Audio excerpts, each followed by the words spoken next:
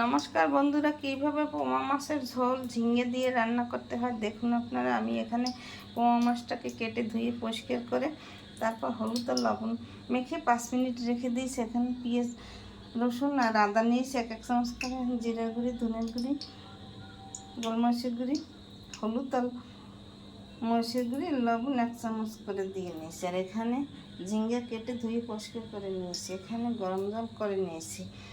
চুলায় fry pan দিয়ে তেল 1 টেবিল চামচ দিয়ে দিয়েছি। তেল গরম হয়ে গেছে, এখন মাছ ভাজা দেব।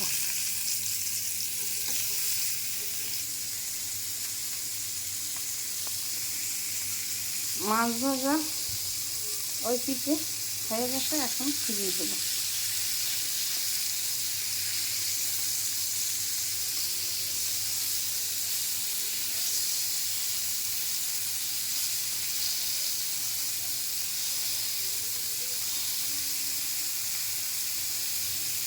এখন তুলে নেব। আর একটা কড়াই দিয়ে ঝিঙ্গে দিয়ে দেব। আর একটা কড়াই দিয়ে দিয়েছি। এখন কড়াইতে 1 টেবিল চামচ তেল দিয়ে দেব।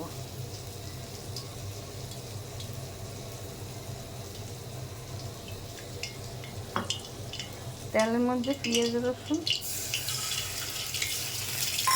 আদা দিয়ে ভেজে নিতে হবে।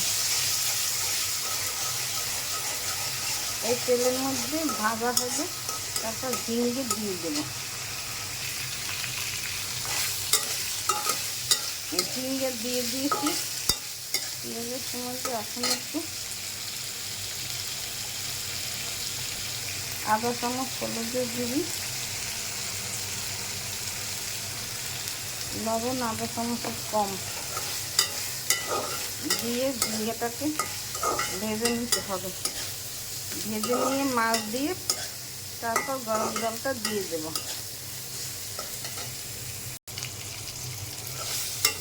আমার পেঁয়াজ রসুনের সাথে ঝিঙ্গা ভাজা হয়ে গেছে, এখন গরম জল দিয়ে দেব। বেশি জল দেওয়া লাগবে না, কারণ ঝিঙ্গে থেকে জল বেরিয়ে যায়। এখন মাছ দিয়ে দেব।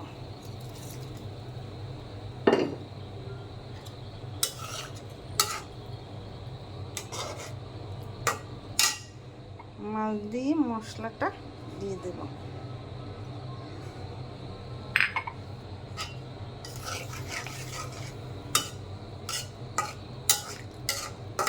ঢাকনা দিয়ে ঢেকে দেব।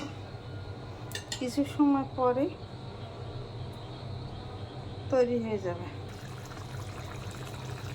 আমার ঝিঙ্গে দিয়ে পোমা মাছ রান্না তৈরি হয়ে গেছে। দেখুন, দেখতে কত সুন্দর লাগে, খেতে খুব দুর্দান্ত টেস্ট হবে। এইভাবে আপনারা রান্না করে খেয়ে দেখবেন, ঘরে খেতে খুব দুর্দান্ত টেস্ট হবে। আমার চ্যানেলটিকে সাবস্ক্রাইব করে লাইক কমেন্ট শেয়ার করে পাশে থাকুন। ধন্যবাদ।